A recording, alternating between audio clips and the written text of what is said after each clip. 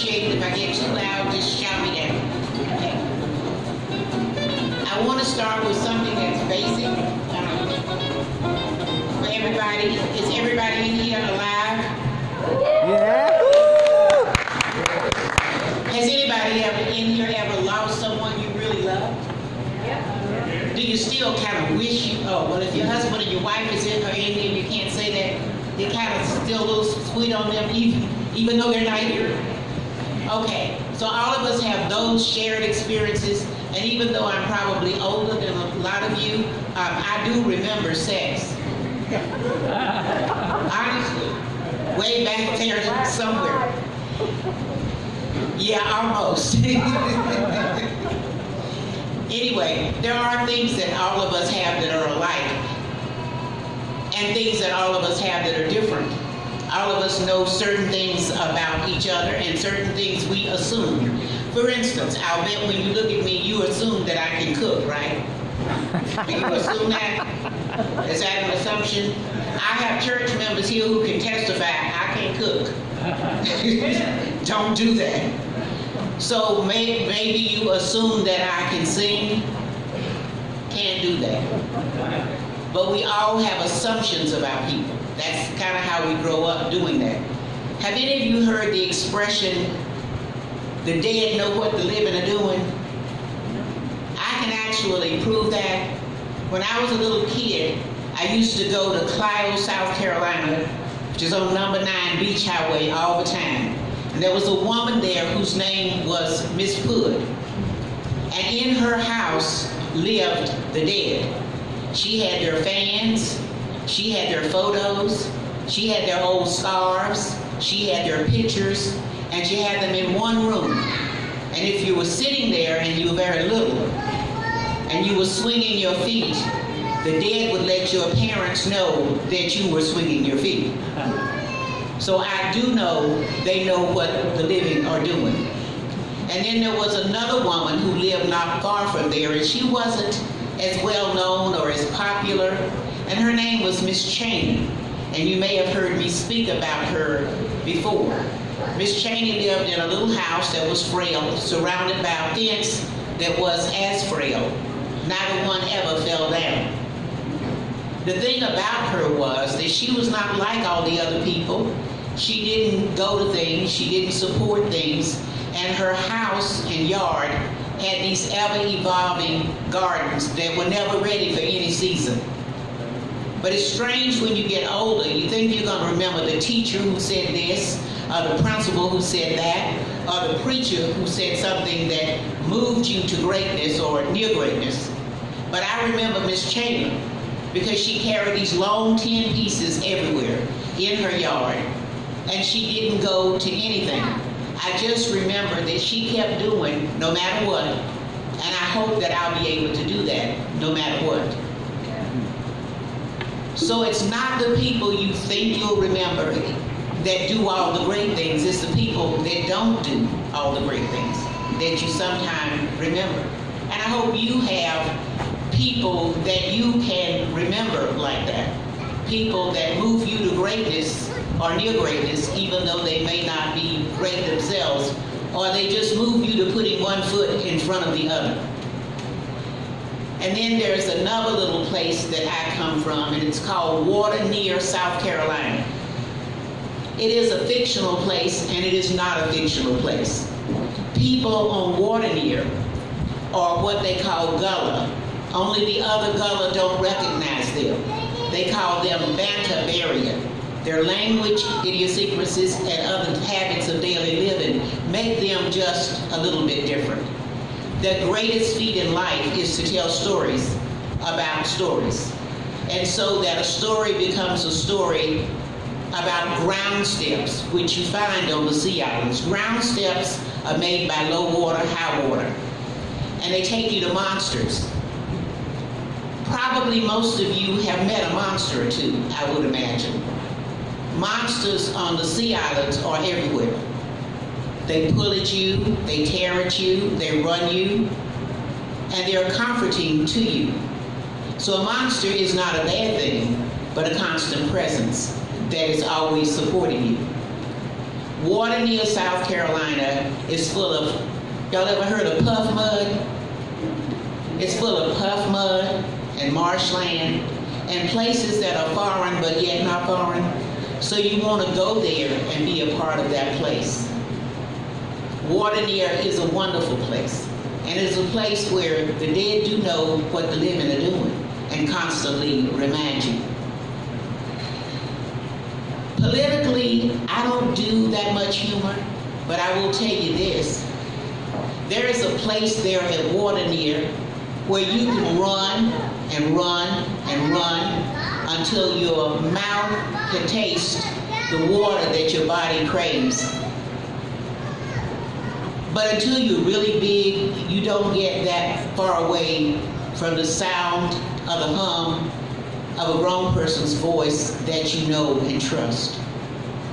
It is the one thing that I can remember from childhood which makes me not afraid at night, not afraid in daytime, not afraid most of the time, because I know that someone is near, just as the water is near.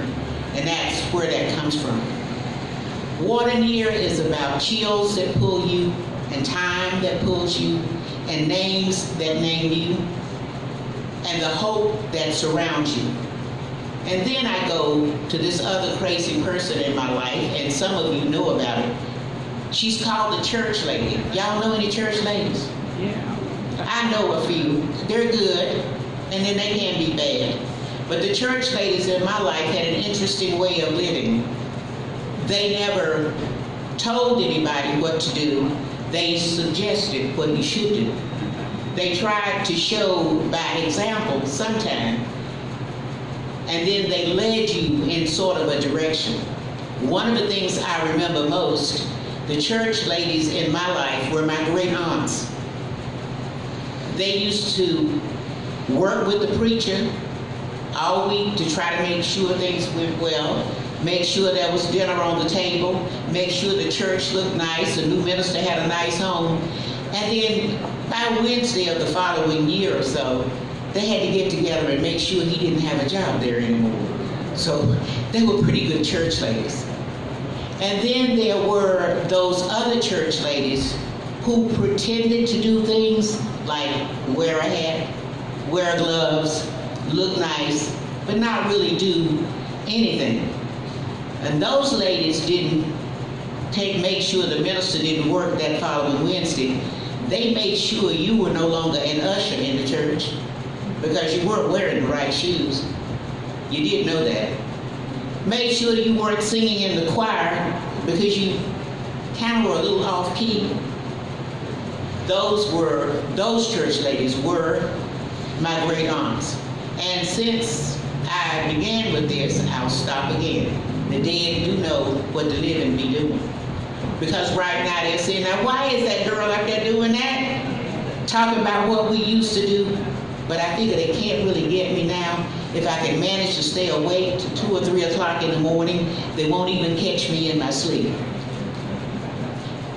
And then there's that other part of being a church lady and a member of a community. You got to make sure the community is doing the right thing. Are they driving the way they should be? Are they not driving? What are they doing? Those are things that women have taken care of for a long time, and we still do, and we still want to. And then I have to tell a little story about my favorite people. I work with some of them today. They're called the volunteer. Do you know volunteers? They fold, they pick up, they clean, they wash. They make sure the door is open. They make sure people get picked up on time. They make sure that things get done, those volunteers. But I will tell you a secret about them. Some of them are here, so you may have to follow me home. Volunteers are on the line. You know what that means? They're trying to get to heaven, y'all. And you do that by doing good work for good people and good times. And then there's that last person that I want to share with you, and that's just that community person. The person is always around the corner, always doing the right thing, always right there, but always maybe just a little bit wrong. And that's called the community man or woman. They go to the board meeting, they go to the town council, they make sure the grass is cut, they make sure you have a garden, they make sure the town looks good, and that people say, oh, isn't that Black Mountain a nice place to live?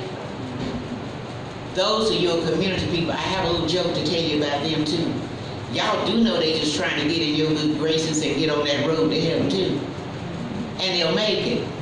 Mainly because they get you in your place on time. And then there are those other people that we know and we kind of like a little bit.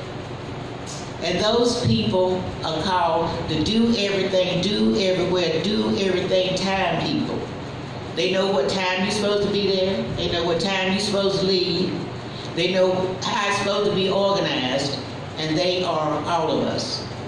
So I think maybe what I really wanted to share with you is that people, no matter their age, no matter what ethnic group they come from, no matter what they believe, are just like you. They're just like me. And they're probably all going to manage to get to the door of heaven at the same time. Now, whether St. Peter lets him in or not is up to him, but I kind of think he will. Because all of us, at the heart of us, are good people. All of us, at the heart of us, are bad people. And all of us, at the heart of us, are funny people. Now, do you know that poem that says, I want to live in a house by the side of the road and be a friend of man? That's really not the way that goes. It's that other person that is the friend, not the person that lives in the house beside the road. It's all of those people that stop by to give you a ride, to stop by to pick you up, to stop by to ask how you're doing. So sometimes poems are not quite right, is what I'm learning in my life. So to live in a house by the side of the road and be a friend to man means that the man, the woman, is being a friend to you. Thank you so much for your time. I do appreciate it, and I appreciate you being here.